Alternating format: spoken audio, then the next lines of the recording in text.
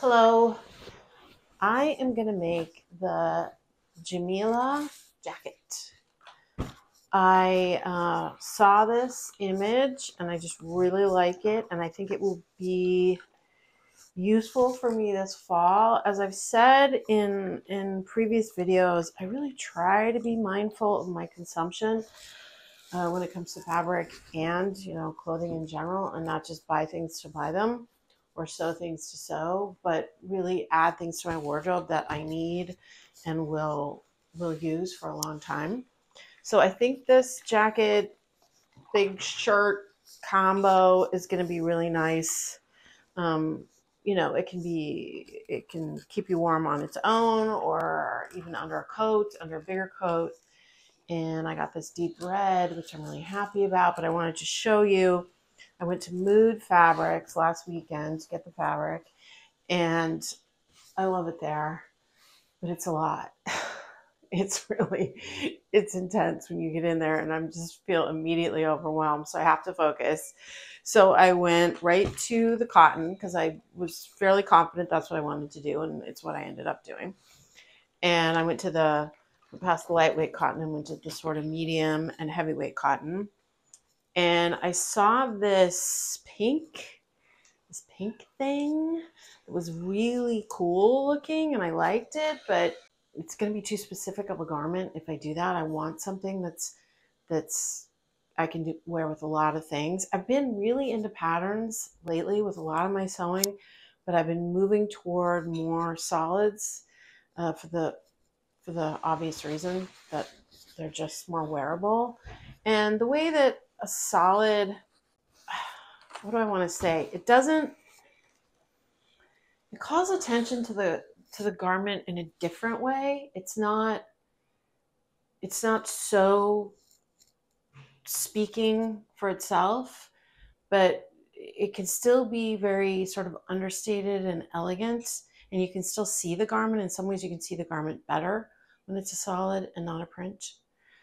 But anyway, I was looking around the cottons, and then I also saw this beautiful stripe, and I really thought about that. I really sat with that and stood with that for a long time. I pulled it out. It's a blend, which isn't my favorite ever, but the colors were just so appealing to me. I had a skirt pattern in mind when I was shopping, and I thought this could be a really nice pencil skirt. I didn't get it. Might regret it, like with a black blouse or a black graphic tee and boots and tights. Could be a cool look. It's probably going to be there when I go back, but I just wasn't sure, and I was more on a mission to get the fabric for this, so I kept going. I went to the prints, and again, I was just going to look, see if something caught my eye. I love this beige and white and black. It's super heavy and dense. Not for this project, but it appealed to me, and as always, the big florals. I don't know. I'll always love the big florals. I also really loved this deep purple. I stood there and looked at that for a long time. I pulled it out. It also, I don't know, it's not the right flavor. I almost think that would be good for a fitted blazer. It's got a more refined sort of classic quality of that fabric.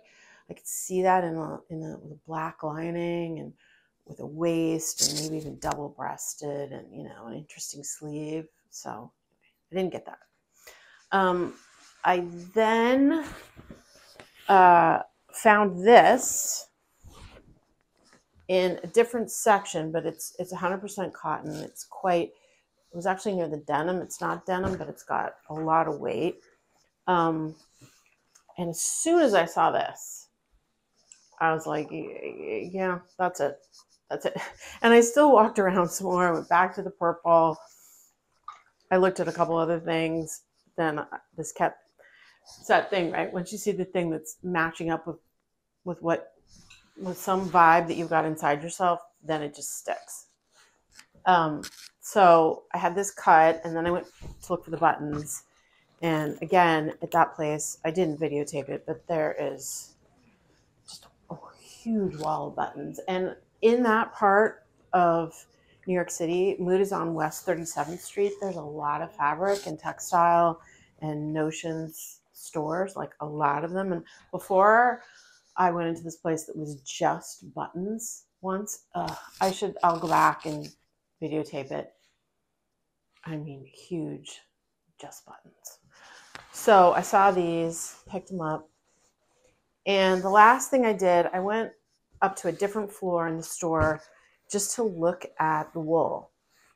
Because again, I'm thinking about pencil skirt, and the suiting was up there, and I saw some gorgeous stuff. But by that point, you know, that point in shopping when your brain just feels fried, like you can't make any more decisions, that's where I was at. And it's too important, you know. It's expensive, it's beautiful stuff, and I don't want to just haphazardly get a couple yards of something. So I'll go back and figure that out. But I'd like to make a black, dark blue pencil skirt lined, simple, versatile that I could use a lot. So that's on my list for fall sewing. Okay, so I washed and dried this, and I'm going to keep going and ironing, and then I will lay it out and start cutting it out. Thanks for being here with me. My name is Linda. I'm an actor and writer living in New York City, and I love sewing, and I love the creativity of it, and I love the independence of it. I love making something from start to finish on my own. It's just super satisfying, and it's actually restful and peaceful for my brain, a place to put my energy and focus. And I'm grateful for that. All right, I'll finish this up and then I'll lay it out. Thanks.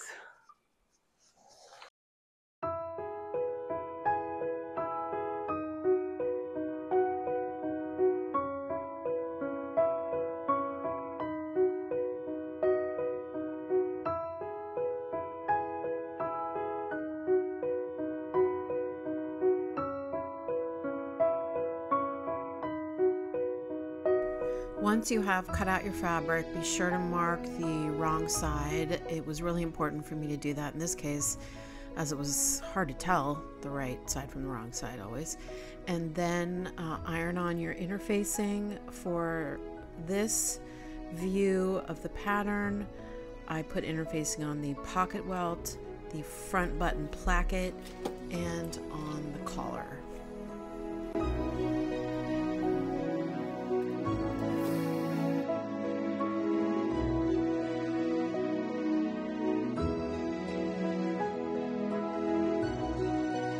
Right sides together, sew the front lower piece and the welt pattern piece together. Press the seam allowance toward the welt. Then sew the pocket lining to the other angled edge of the welt and press the seam allowances toward the welt.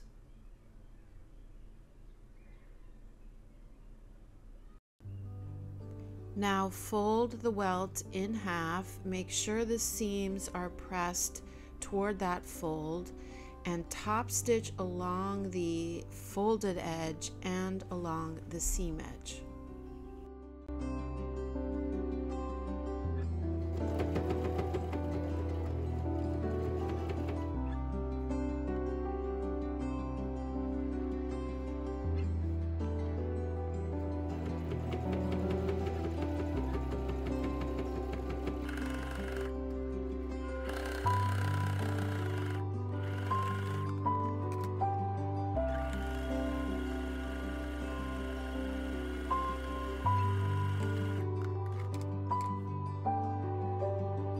So I started this project on Saturday, and the next day, Sunday, my husband and I decided we needed to get out of town, take a little road trip, and nourish ourselves with this incredibly beautiful place. This is called Olana State Historic Site. It's about 2 hours north of New York City, and it has this unbelievable view of the Hudson Valley. It really takes your breath away. This film does not do it justice, but I wanted to share it with you all.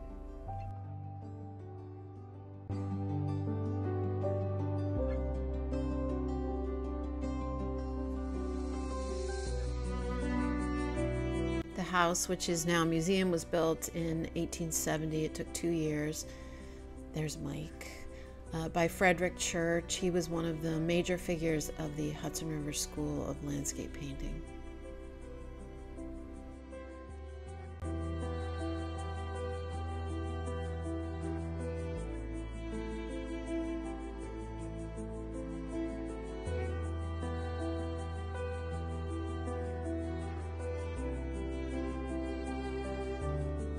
Okay, back to sewing. Sew the front upper to the front lower, right sides together. Make sure that you don't catch part of that front lower and the pocket that you sewed previously. It's clear from the drawing. And this is where I did my first French seam. It says to zigzag the raw edges, but I wanted to make sure the entire inside of the coat was clean, so I started using French seams here. Then you're going to baste both sides of the pockets on both front pieces down so that everything is lined up and holding together.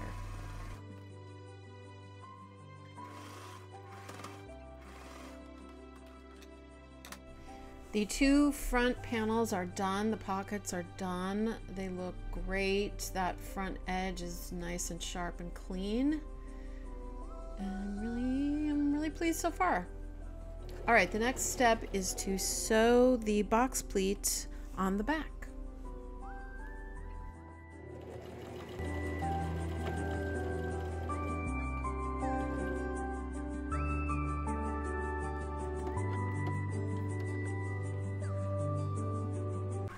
Sandwich your back pattern piece between your 2 yoke pattern pieces. Both yoke pattern pieces, right sides should face in. Sew along the raw edge through all 3 fabric layers.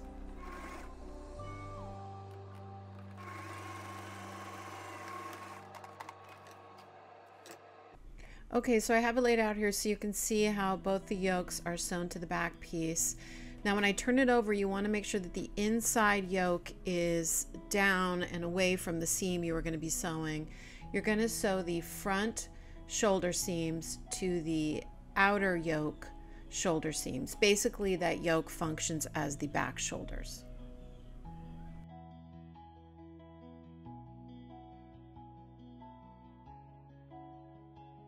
Okay, so I'm gonna sew the yoke now, and I've done this, most patterns call it the burrito method. I've done this before, and it's kind of fun. It kind of feels complicated when you're in the middle of it, but it's kind of fun the way it all actually works out. So you start with both of the yokes wrong side down. So I have that, and then roll up the back and roll up the front panels, and then fold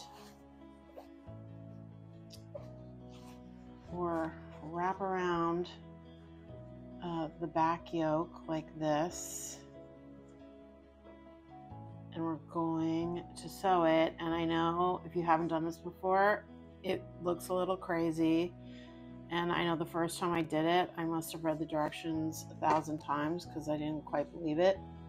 But now that I've done it, I trust that it does actually work. You sew this, and then you're able to pull the whole thing through the neck hole, and it looks great.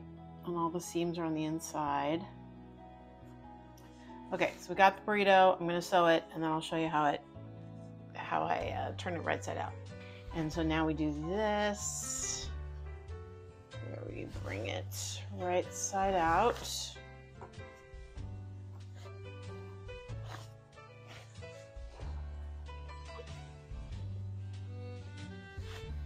the front little rolls I made.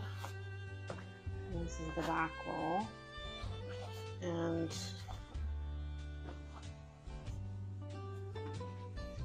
lay it down And I think you can see that the yoke looks really great. Here it is. Here's the inside, and of course this all needs to be pressed flat. Put some threads there. And here's the front. And then here's the back. Looking great. So I'm going to go press this now and then get on to my next step.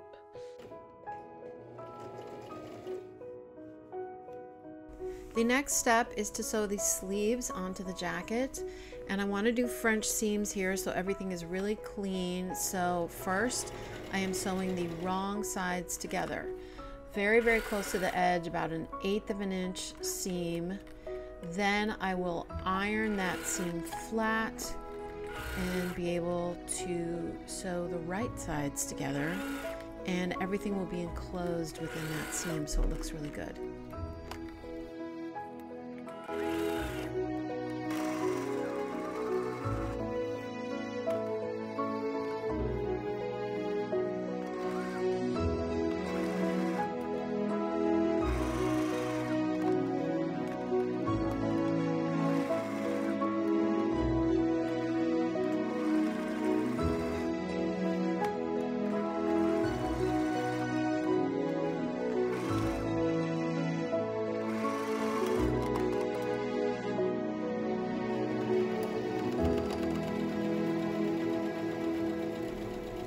Now I am sewing the side seams and the underarm of the sleeve seam all together in one go. And again, in order to do the French seams, I am initially sewing the wrong sides together, very small seam, ironing everything flat, and then the right sides together.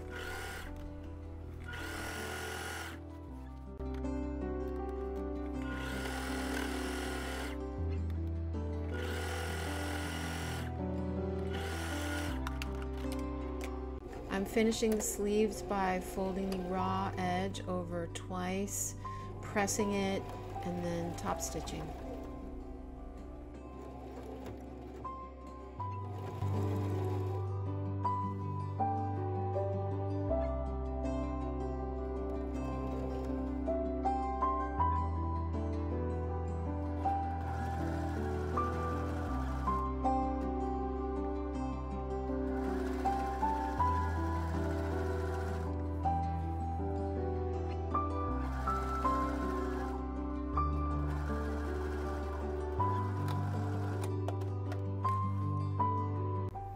Now I'm hemming the jacket, same process, folding it over once, about 1 centimeter, and then I folded it a second time, 1 centimeter, and then I looked back at the directions. I had a memory that I was wrong, and I was wrong.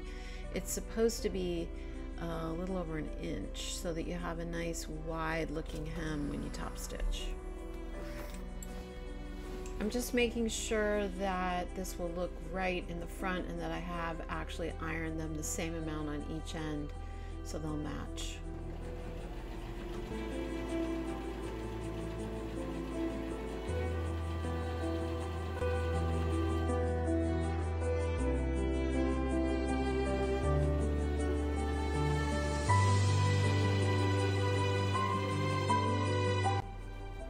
Take your 2 front placket pattern pieces, fold over one of the long edges by 1 centimeter and press. Make sure you do the opposite long edge on your second pattern piece.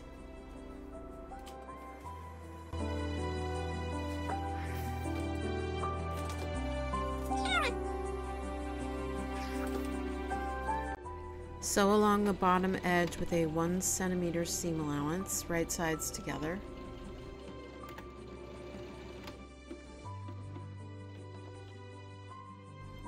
Align the curved top edge of the placket and sew until you reach the notch, right sides together.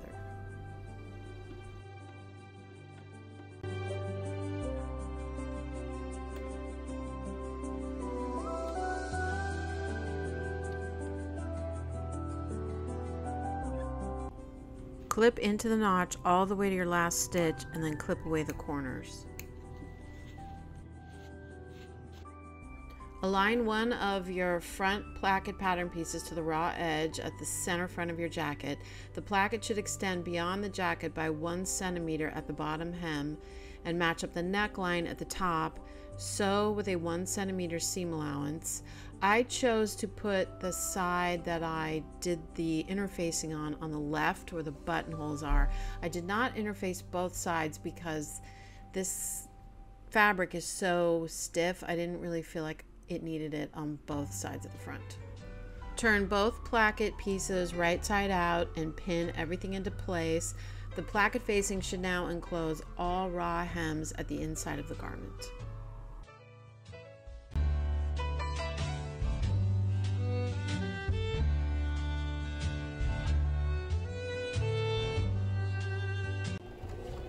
Press the long bottom edge of one of your 2 collar pattern pieces under by 1 centimeter. Place your 2 collar pattern pieces right sides together, match up all the notches, pin everything in place, and sew along the short edges and the top edge. Clip away the corners.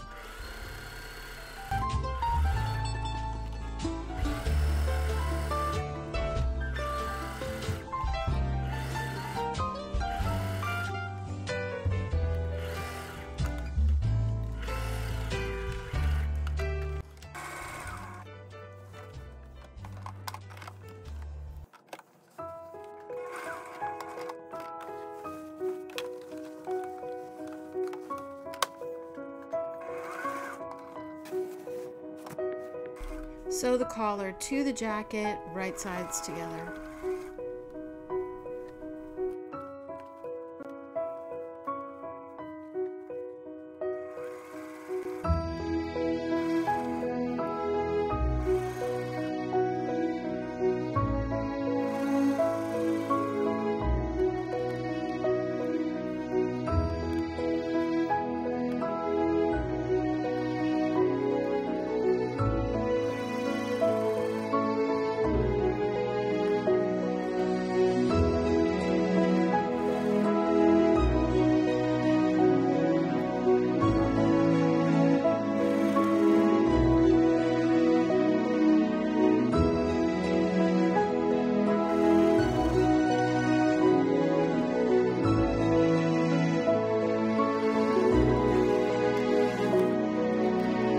Turn the collar right side out. All raw edges will now be enclosed inside the garment. Pin everything in place, and you can top stitch around the entire collar if you want to enclose it. I decided just to top stitch along the edge that closes up the collar to the jacket.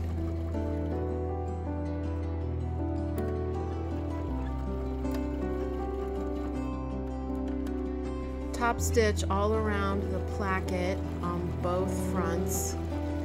This is pretty tricky with all that bulk, but I got it done, and it looks really nice in the end.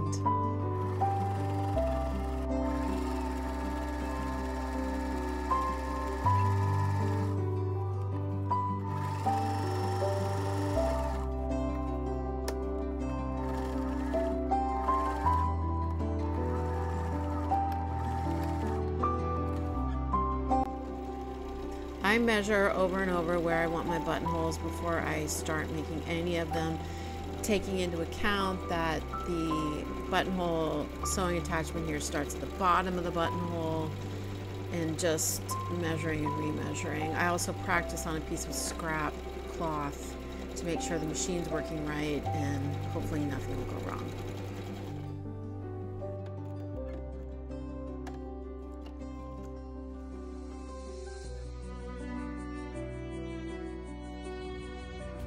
I learned this trick a while ago for opening up buttonholes, to put a pin right there at the end so there's no way your seam ripper can rip beyond your stitching, and it works.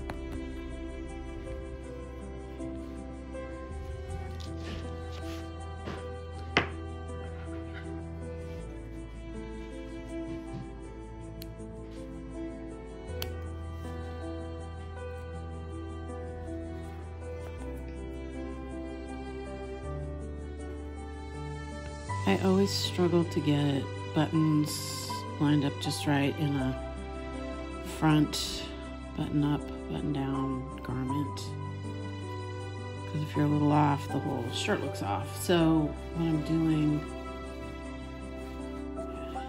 is doing some of it and then buttoning it up and seeing if it really lies flat and works before I finish.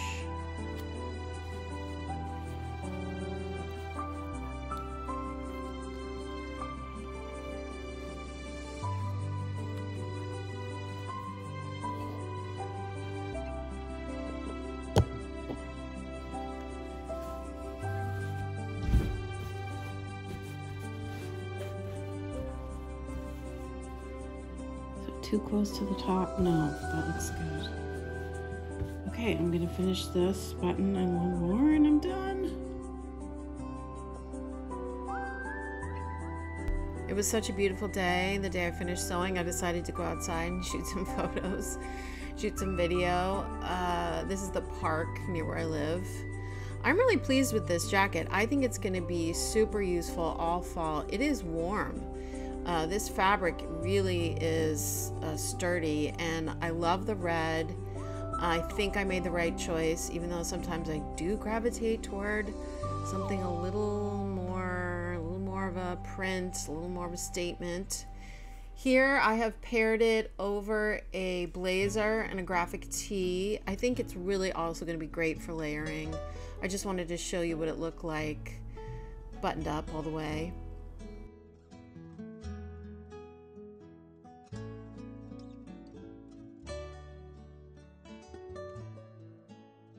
I also wanted to show you the inside. I'm really proud of this. I think this is the mark of a well handmade garment when the inside looks as good as the outside. All the seams are enclosed because I use the French seams, except like the placket and the yoke.